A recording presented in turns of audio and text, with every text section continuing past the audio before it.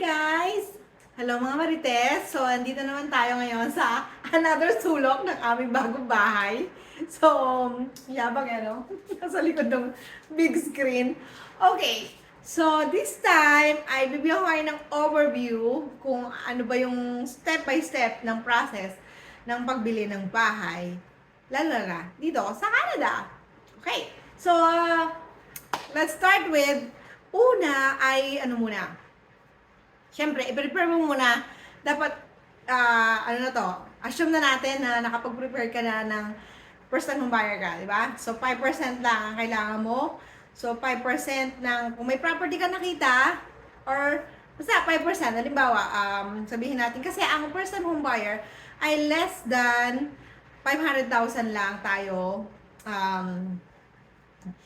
pwedeng bumili ng bahay. So, less than 500. So, pwede kang nasa range naman, kung nandito ka sa BC, makakabili ka dito ng bahay ng mga 350 to 470. Ganyan. Kung gusto mo 500, kung meron ka ng 5% ng 500, no problem. So, pag may prepare ka ng pera, so, kailangan prepare mo muna yan. Source ng funds. So, kunwari, yan, meron ka na, di ba? So, anong next step? So, ano ka na? Pwede ka nang tawag dito, mag-source out or mag-shop around kung sinong mortgage broker ang gusto mong kuhanin. So, marami dyan sa Facebook. Pwede ka magtanong sa mga kaibigan mo na kabili ng bahay, sa mga mag-anak ka dito na nakabili ng bahay, pero mas maganda nga yung may ano ka na, may background ka na sana dun sa mortgage broker na yun. Pero kung wala kang background, no problem. It's on your risk. Tsaka wala ka namang babayaran doon sa mortgage broker. Okay? So, halimbawa, nakahanap ko yan ng mortgage broker. Unang-una, so pag nakahanap ka na kasi niyan, magkakaroon kayo ng, syempre, getting to know, alamin niya kung may available funds ka, sa sarili niya, pre-qualify ka muna niya kung pwede ka na bang bumili ng bahay. So, karaniwang question lang naman dyan, kung anong trabaho mo, kung ikaw ay permanent resident or Canadian citizen ka na ba dito sa Canada,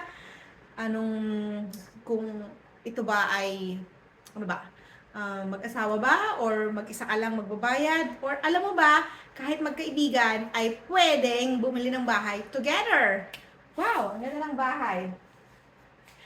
So, pwede ka ngayong magkakaibigan, kung dalawang magkaibigan, tatlong magkakaibigan na gusto nyo mag-share sa isang property, no problem. So, kailangan lang, actually, magandang idea yon. Kung gusto nyo bumili ng malaking bahay, kung 500, maghati-hati kayo dun sa para mas mataas yung, kung wala ka pang sariling ipon, di ba? So, pwede kayong mag-join together at bumili ng isang bahay. Kung 3 bedroom yun, 3 bedroom. Siyempre, may mga pros and cons din yun. Pero, option yun. Pwede yun. Kahit magkaibigan, mag-asawa, or single ka, pwede yun. Pero mas malakas ang purchasing power kung dalawa or tatlo. Yung, yung magiging owner. Ganon. Yung tatlo, yung kukuha ng credit cards or the source of funds. Pwede yun. And then, so, pag meron ka na yan, nakahanap ka na, tatanungin niya yon.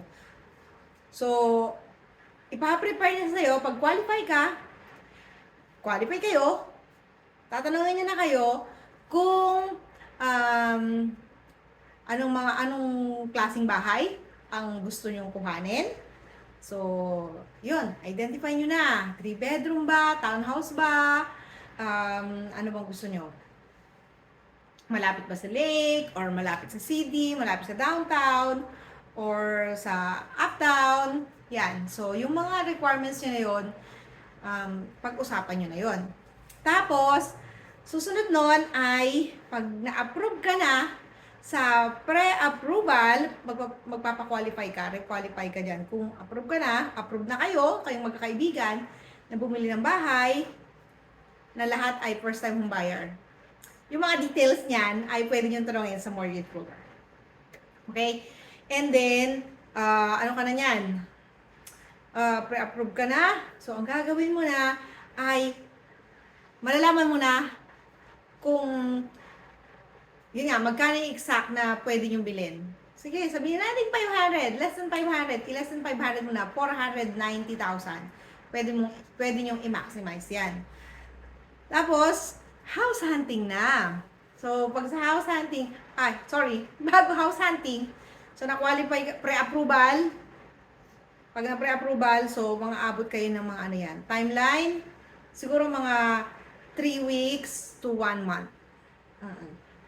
Kasi, ano pa yan, pag naipasa na lahat ng mga requirements, i-check pa nila yan sa credit bureau, yung para malaman yung credit history. So, doon malalaman ng ng financial institution kung you are good payer, good standing kayo sa credit history nyo. Kung tatlo kayo, makikita yon. And then, abot mga 3 weeks to 1 month nga ang process mo. And then, pag nagsabi na sila na congratulations, you are pre-approved.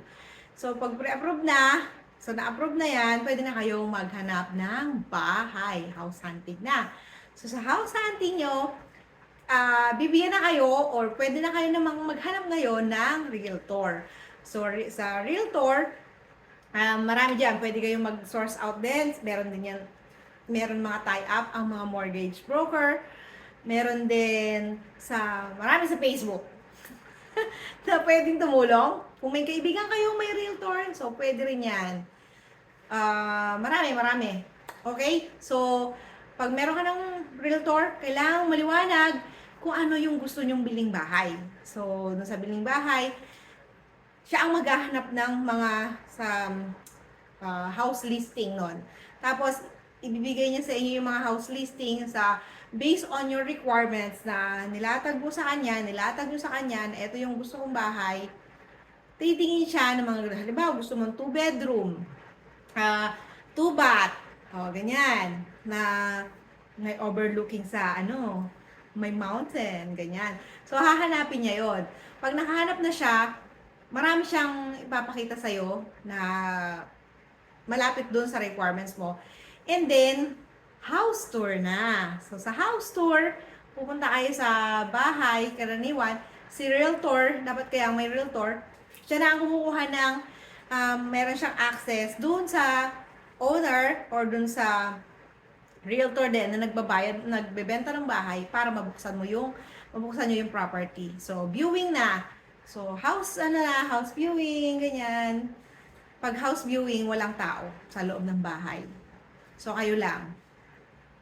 Or kayo mag-asawa, or ikaw lang natitingin sa bahay. Depende na lang kung minsan pag ang napuntahan nyo ay open house, maraming nakapila.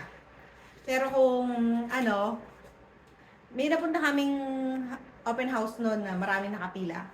Tapos meron din, parang kami lang, yung araw na yon. So talagang kailangan magkaroon kayo ng good communication and yung good relationship with your realtor kasi dapat yung, alam mo yon, yung open siya for schedule. Yan. So, talagang advisable na tiga-rate, kunwari, tiga-Chilliwack din siya, mas accessible ba? So, parang, kasi kami noon, sabi ko, parang gusto kong makita yung bahay na ganito, binigay kay address. Tapos, bago namin puntahan yung bahay, tinignan mo na yung history, kung yun ba ay may age restriction, kasi may mga bahay dito na pang 55 years old lang, yung wait lang. Pang 55 years old lang yung bahay. So, yun, mga tinatanong yan. Tapos, ano pa yung mga tatanungin? Pwede rin niyang hanapin doon na ito ay freehold tsaka leasehold. Yung freehold, yun yung pwede mo nang, yun, you have the right to own that property. Pag leasehold din naman, parang ganoon din man siya, kaya lang pag-aari siya ng mga First Nation. Naka-lease lang yung, pero sabi ng aking realtor naman, sabi ng aking kaibigang mayaman, okay lang din naman siya, mas mura siya, walang GST kapag leasehold. As long as 90 or 100 years yung lease doon sa property. Kasi mas mura siya. And then, so pag may nagustuhan na kayong bahay, you have to make an offer. So, pag nag-offer kayo, kunwari ang bahay na yon ay worth 480,000. So, kung gustong-gusto mo yung bahay, pwede kang mag-offer ng mas mataas doon. Pero syempre, tayo mga Pilipino, gusto natin mas mababa doon, di ba? So, si Realtor ang magsasabi sa'yo or dapat sabihin niya sa'yo or ma-identify niya kung worth ba yung offer or yung price na yon. Okay? So, pag may offer na, close the deal. Pag close deal na, okay, pumayag na si house buyer. Ikaw yung seller, siya yung buyer na okay, deal na tayo. So, kailangan mo prepare ng deposit. Ang deposit, non-refundable yan. So, pwede mong ibigay 3,000, 5,000 yung amount na pag nagbago yung isip mo na hindi mo na pwedeng i-withdraw. So, tandaan mo yan, ang deposit ay non-refundable. Pero ang down payment ay refundable naman siya kung nakapag-down payment ka na. Pero, susunod, later part pa yon. Part lang ng deposit part ng down payment ang deposit. Okay? So, make an offer, tapos magbigay ng deposit, tapos may pipirmahan na kayo. At eto pa, kapag ikaw ay nagbigay ng offer doon sa isang bahay, hindi muna sila pwedeng tumanggap ng ibang offer. So, kayo muna ang priority nila. Kapag hindi nila tanggap yung offer mo sa kanila, tsaka pa lang sila pwedeng tumanggap ng ibang offer. So, ganun dito. Okay? So, make an offer. Halimbawa, wala nang problema, nag-close deal na, okay, we're good na. Yun ang simula na ng pagpaprocess ng yung papers. Lahat naman ng papel na yan ay tatrabahuhin ni Realtor. Yung about sa papers, ganyan. Tapos, kailangan ma-identify nyo na rin kailan ang move-in date ninyo, ang inyong paglipat ng bahay. Kasi, before move-in, 2 weeks before ng move-in nyo, ay mag-schedule na kayo ng house inspection. So, sa house inspection, about $300 to $500 din yun. So, titingnan yung mga electrical, wirings, yung kung pasok ba to sa safety, may mga busy requirements about safety features ng bahay. Katulad tong bahay, may built-in na siyang parang may router na siya ng Telus. Kaya lang, yun, nandyan na siya, ready na siya, isang tawag mo na lang. Na siya, connected na siya. And then, sa house inspection, malalaman mo din doon, sa tulong ng house inspector, kung yung mga appliances ninyo ay merong recall. So, syempre mga bago yan. Kunwari, itong bahay namin bago. Yan. Yun nga pala, kapag bago ang bilhin na yung bahay, ay may babayaran pa kayong. So, may 5% kang down payment, di ba? So, meron ka pang additional na 5% ng GST. So, another tax yun. And then, meron pa. So, then mag-set ka na ng appointment sa BCAA para sa house content insurance. So, kung gusto mo pa-insure yung bahay sa fire, about sa earthquake, ganyan. Ano yung mga covered ng insurance na gusto mo. Okay? Pero usually, nasa mga $35 per month lang yun. Yung house content. Kung may mangyari dito sa bahay, at least naka-insured yung content nitong bahay. Okay? So, next ay move-in date na. So, before move-in date, papaayos mo na lahat ng change of address mo. Change of address sa PC Hydro, sa internet, yan, lahat sa post office, sa Canada Post, pupunta ka sa post office para kung may pending ka bang delivery na hinihintay at wala ka na dun sa address mo, ay automatic na ipapadala ng Canada Post dito sa inyong bagong bahay. Okay? So, thank you for watching. So, see you next time and have a great day! Thank you!